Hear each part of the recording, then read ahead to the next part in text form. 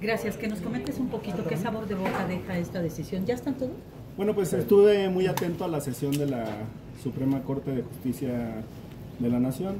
El debate duró un poquito más de una hora y ellos pues reiteraron en parte el criterio que ya habían tomado en contra de la primera porción del Plan B. Entonces no nos sorprende esta determinación. Lo que sí advertimos es un cierto tono agresivo por parte de algunos ministros, en particular del ministro Alberto Gelasio Pérez Dayán, donde dice que no le puede tener deferencia a este poder legislativo, no estima que deba de existir ese respeto o consideración hacia lo que determinamos y decidimos colectivamente aquí en la Cámara. Analicé el proyecto, son 157 páginas y me llamó mucho la atención, dependiendo cómo lo impriman, si en tamaño oficio o en carta, pero es el párrafo 158 que está en la página 110. Aquí los ministros dicen que el debate de poco más de 500 artículos duró 4 horas y media y entonces hacen una división. Esto es algo muy novedoso. Dividen el tiempo de discusión entre el número de artículos que fueron objeto de ese debate. Y entonces concluyen que solamente se tuvieron 2 minutos para aprobar, para analizar cada uno de los artículos. A mí el criterio me parece, pues francamente, ridículo, absurdo. Es como si yo dijera que su sentencia de 154 páginas que discutieron hoy solamente tuvieron un debate de 1 hora con 10 minutos. Si hago esa división de 154 páginas del proyecto entre los 70 minutos que duró su discusión, pues discutieron 2 minutos por cada página. Incluso hay ministros que no hicieron uso de la voz durante el debate o que se limitaron a decir, pues yo voy en los mismos términos de lo que ya había considerado anteriormente. Este es un precedente peligroso porque pueden intentar aplicar el mismo criterio en votaciones posteriores. Y creo que lo que ellos no entienden, supongo nunca han visto el canal del Congreso, nunca han visto los debates, es que en una discusión no participamos los 500 legisladoras y legisladores. Cada grupo parlamentario señala quiénes son sus oradores. De hecho, por una razón que también podría discutirse, existe el mismo tiempo para que pasen las fuerzas parlamentarias a tomar uso de tribuna, sin importar el tamaño o la fuerza o la representación de cada grupo político. Eso significa que el PRD, que tiene 13 o 14 diputados, tiene el mismo tiempo en tribuna que Morena, que representamos 203 legisladores. Ahí yo veo condiciones de igualdad en la participación y en la deliberación. ¿Fue desmedida la resolución de la Corte? Sí, por este argumento novedoso, claro. Además de lo que ya habían dicho anteriormente, ¿no? Ahora se volvió extraordinariamente importante el formalismo y esto viola también el artículo 17 de la Constitución.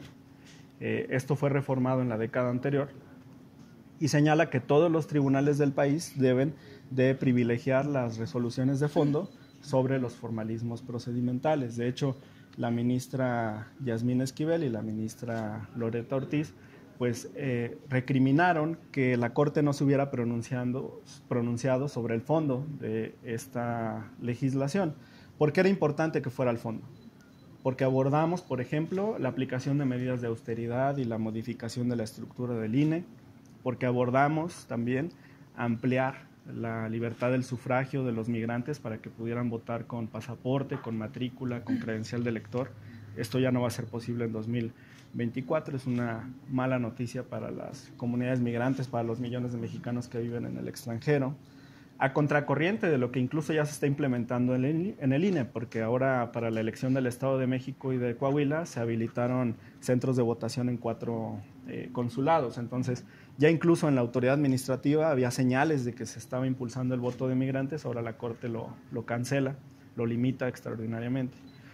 Tampoco hubo oportunidad para que se pronunciaran sobre las acciones afirmativas, que hasta ahora muchas de ellas están en acuerdos, en sentencias y en determinaciones administrativas, pero había una novedosa que es muy importante. La acción afirmativa joven no está en ninguna sentencia y no está en ningún acuerdo del Instituto Nacional Electoral, y esto pues cancela la oportunidad para que los menores de 30 años lleguen al Congreso con un número determinado de curules, entre otros aspectos relevantes de la reforma.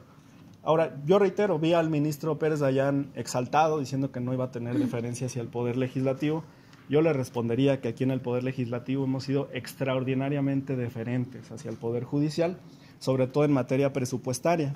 Pero ahora que vamos a regresar al periodo de sesiones a discutir el presupuesto, creo que es un buen momento para analizar si vamos a continuar siendo deferentes con el Poder Judicial, si no es momento ya de terminar con esos lujos y esos privilegios, tanto en la Corte como en todos los órganos del Poder Judicial de la Federación. Le pegarán donde más le duele.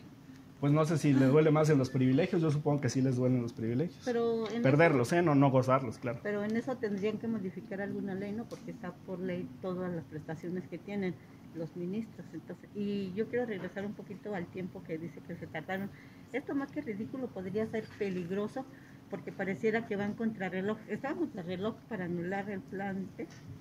Bueno, primero te respondo al primer planteamiento que hiciste.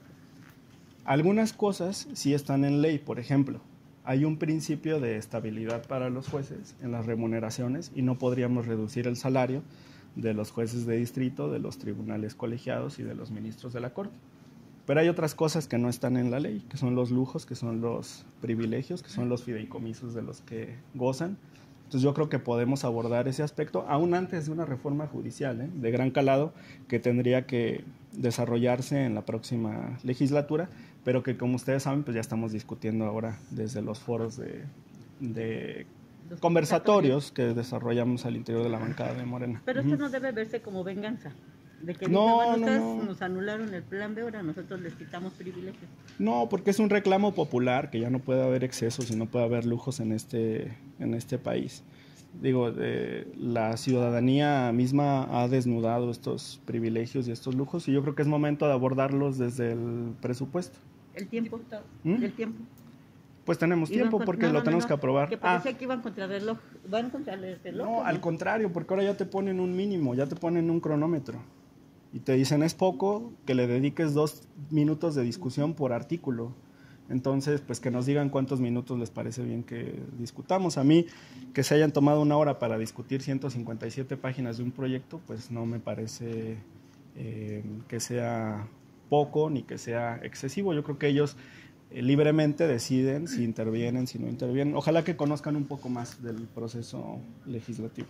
Diputado, ¿qué opinión te merece el festejo que hoy hacen los partidos de oposición desde MC, PRI, PRD, o sea, todos ellos? Bueno, pues hablando de MC en este momento en Jalisco, en mi estado, su partido está impulsando una reforma regresiva para la paridad de género electoral. El Instituto Electoral del Estado ha creado bloques de competitividad y garantiza la paridad en ayuntamientos importantes, sobre todo los metropolitanos, súmale Puerto Vallarta, Zapotlán, que es Ciudad Guzmán, Tepatitlán, municipios grandes, diríamos, de más de 100,000 habitantes. Y ahora en la reforma electoral que está por discutirse a nivel local, pues quiere darle Movimiento Ciudadano reversa a los derechos de las mujeres de paridad en estas aspiraciones en mi estado. Entonces, en ese aspecto, si ellos aprueban esta reforma, pues nosotros también vamos a impugnarla. Oiga, Salomón Chertorivsky dice que vale la pena el festejo y hoy él destapará una cerveza para festejar.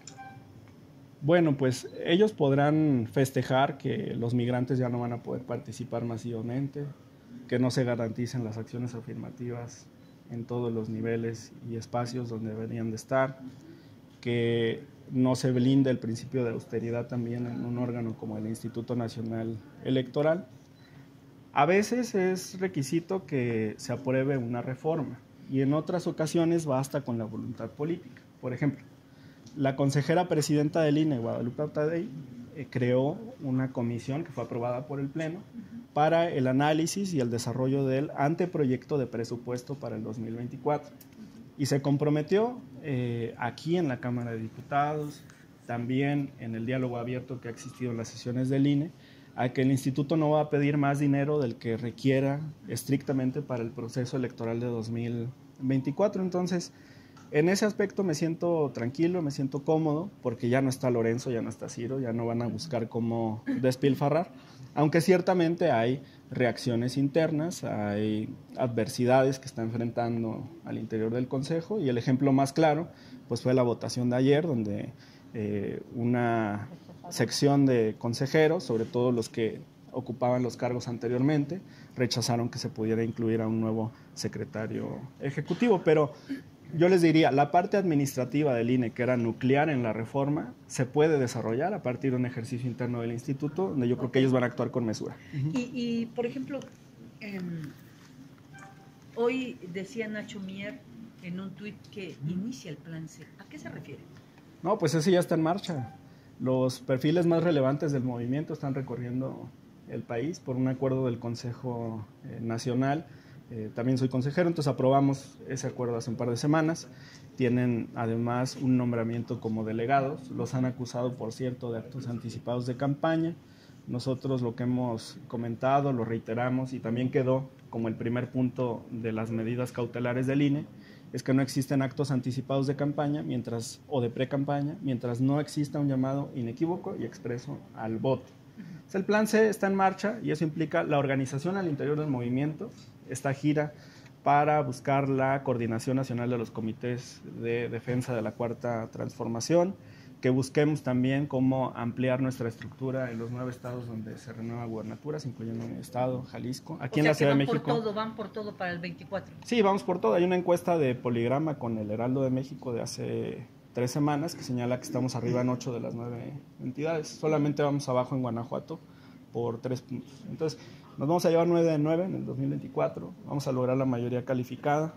Sentimos mucho respaldo popular, nos lo dicen en las calles, nos lo dicen en los mercados, nos lo dicen en los aeropuertos, en las centrales de autobuses. La gente está muy atenta a lo que ocurre con la política nacional y, por supuesto, presta atención a lo que hace la oposición, a lo que hacen los consejeros en el INE, a lo que hacen los ministros de la Corte. Los nuevos integrantes del INE, empezando por la presidenta, deben estar en la mejor disposición de aplicar rigurosamente la ley electoral que está vigente, pues, para que no hubiera imparcialidades, sobre todo ahora que se va a calificar si incurrieron en actos deliberados de pre-campaña, de campaña de los... Es que ellos ya emitieron las medidas cautelares y son muy claras. No pueden decir otra cosa porque esos son los criterios del tribunal. Entonces, la línea es no hacer un llamado expreso e inequívoco al voto. Y eso lo ha dicho el instituto y el tribunal desde hace muchos años. Y la medida de coordinador de defensa de la Cuarta Transformación está blindada también. Se ha utilizado en otras contiendas, en otras elecciones estatales, y nunca ha habido ningún problema. Diputado, ¿qué le parece el festejo de partidos como el Partido Revolucionario Institucional, que, por ejemplo, la figura de Alejandro Moreno, pues utilizó en su argumentación ante el Tribunal Electoral para poder continuar como presidente del partido, del CEN, esto de pues la posibilidad de que iba a seguir el plan B y que se iba a ampliar las elecciones, bueno, el inicio de los procesos electorales hasta noviembre? Sí. Ahí sí lo consideró válido, consiguió la presidencia del PRI y ahora festeja, pues, qué bueno que la echaron para abajo cuando a mí ya me eligieron. Y en otros casos, pues digo, pues el PRI se manifestó por varias cosas de las que venían en el plan B, pero pues ahorita pues se regresan al formato anterior que ellos han criticado tanto, entre los vicios que hay en las elecciones, actos anticipados de campaña y la poca facultad del INE para sancionar. Sí, pues mi primera pregunta sería ¿con quién va a festejar? Porque si quiere festejar en Hidalgo con sus diputados locales, pues ya no los va a encontrar. Y si quiere festejar en Sinaloa con sus exalcaldes, exlegisladores y líderes de su partido, pues tampoco los va a encontrar. Le queda su grupito de cuates, pero incluso hay muchas críticas al interior de ese partido. Nosotros somos respetuosos de los procesos internos, pero queremos aprovechar para decirles que las puertas del movimiento siguen abiertas y que hay tiempo todavía para unirse a la Cuarta Transformación. ¿Recibirían a esta desbandada que tienen del PRI en este momento, pues que están arrepintiéndose? Por ejemplo, veíamos al senador Osorio Chong, que ha sido también de los más críticos hacia pues el movimiento interno dentro del PRI. Todos los que quieran aportarle al movimiento pueden ser escuchados. Claro que para la definición de candidaturas y de espacios, esos ya son determinaciones del Consejo Nacional, que va a realizar un análisis caso por caso, y del Comité Ejecutivo Nacional. Pero yo te diría, en mi estado, en Jalisco, un grupo muy importante dentro de Morena, estamos por una alianza amplia para derrotar a Movimiento Ciudadano. Y eso incluye a perfiles que han estado en diversos institutos políticos. No les vamos a cerrar la puerta en este momento. Pero claro. les dirías que no se hagan ilusiones de que porque se van de un partido a otro ya tienen un cargo o un puesto de elección popular, ¿no? No, son cuestiones separadas, Margarita, son cuestiones separadas. Primero aportar al movimiento y puede que en algún momento exista la oportunidad de competir y de siglar. Ahora, los requisitos al interior de Morena ya cambiaron, ¿no?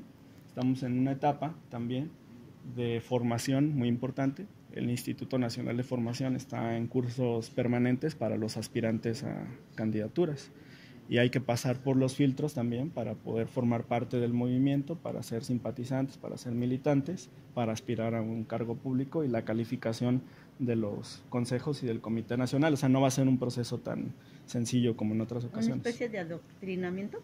No, hay que guardar cohesión ideológica. Morena es un partido de izquierda, es un movimiento progresista y en eso coincidimos quienes formamos parte. Se trata de prevenir casos como el de Lili Telles, como el de Germán Martínez, otras personas que han utilizado al movimiento para obtener una candidatura y luego lo abandonan, lo traicionan. Okay, ¿qué condición queda la elección de 2024?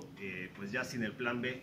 Varias de las cosas que ustedes pues deseaban avanzar, trabajar, se basaban en el plan B, en las reformas que venían, y pues ahora ni siquiera se incorporaron ni esas propuestas que ustedes tenían para que fueran más cortos los tiempos electorales, ni tampoco el blindaje ante la posibilidad de la delincuencia organizada de seguir interviniendo en las elecciones.